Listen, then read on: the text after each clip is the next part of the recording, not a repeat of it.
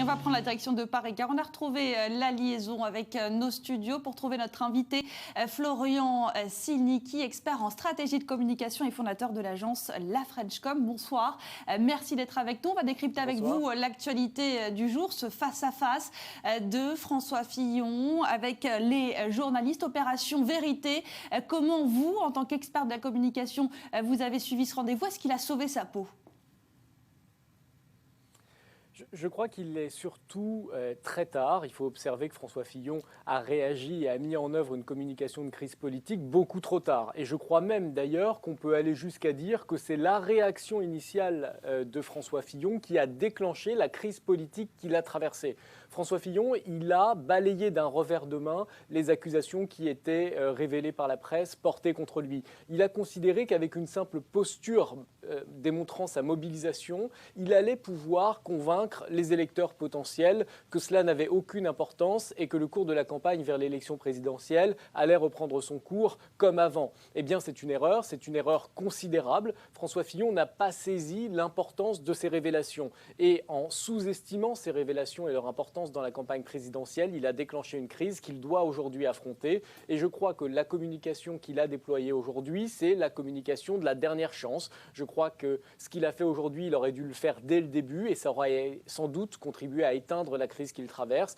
De là à dire que la communication de crise qu'il a déployée aujourd'hui, c'est suffisant pour sauver sa peau, je crois que c'est allé un peu vite. Je crois que vu la courbe de popularité, vu comment elle a été entachée, c'est extrêmement compliqué par une simple conférence qui s'est résumée à considérer que ce qu'il avait commis, c'était une simple faute, mais sans rembourser quoi que ce soit. C'est-à-dire que lui fait la distinction à sauver l'image. Alors oui, lui fait la distinction finalement entre la légalité et ce qui est acceptable par les Français. C'est vrai que ce décalage, vous l'avez dit, il a compris un peu trop tard. En tout cas, lui, il espère que la page se tourne. Il affirme que c'est une nouvelle campagne qui commence dès demain. Selon vous, comment est-ce qu'il doit l'envisager? Quelle doit être la stratégie, l'après Penelope Gate? La stratégie, elle devait être dès le début de reprendre la main, de déplacer le terrain médiatique sur un autre sujet. Et l'erreur fondamentale de François Fillon dans la gestion de cette crise politique, c'est de ne pas avoir repris la main sur le tempo médiatique et de ne pas avoir déplacé le sujet. François Fillon s'est contenté de répondre et d'ailleurs d'apporter des éléments qui ensuite ont été le support de nouvelles révélations médiatiques. Aujourd'hui, François Fillon va devoir continuer à affronter de nouvelles révélations. C'est ce qu'on appelle dans le jargon des communicants politiques le feuilletonnage médiatique, c'est-à-dire une succession permanente de révélations auxquelles le candidat doit répondre. Alors justement, c'est justement ça qu'il a dénoncé lors de cette conférence de presse, ce feuilletonnage médiatique, et il affirme « les médias sont contre moi, le système est contre moi ». Est-ce que selon vous, d'un point de vue communication, c'est une bonne stratégie à adopter quand on entend ça aussi de la part d'autres candidats, Marine Le Pen ou encore Jean-Luc Mélenchon? Bien sûr que oui.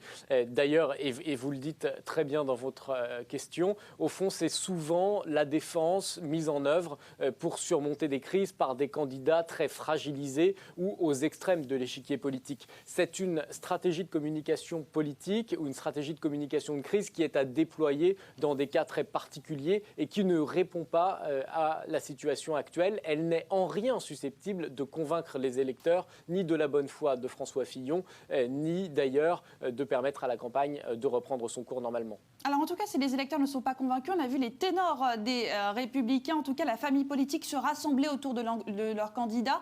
Ça peut peut-être l'aider aujourd'hui? Non, mais en revanche, il ne faut pas se leurrer. C'est-à-dire que voir tous les ténors des Républicains se retrouver autour de François Fillon, ce n'est pas indépendant de la réponse mise en œuvre par le candidat pour répondre à cette crise. C'est la réponse même, c'est la suite de son intervention. C'est toujours de la communication de crise, cette fois par la mise en scène d'un rassemblement autour du candidat. Ça vient appuyer et légitimer le propos qui était le sien pendant cette conférence de presse sur le fait qu'il n'y a pas de plan B. Merci beaucoup pour ce décryptage, Florian Silnicki en direct de Paris. Merci à vous de nous suivre dans Paris Jaffa. Je vous retrouve dans un instant pour la suite de cette émission. Il sera question notamment de cette visite de Benyamin Netanyahou à Londres, car le Premier ministre israélien cherche des alliés et a replacé l'Iran au centre des débats. C'est dans une poignée de secondes. Et c'est sur i24 News. Ne bougez pas.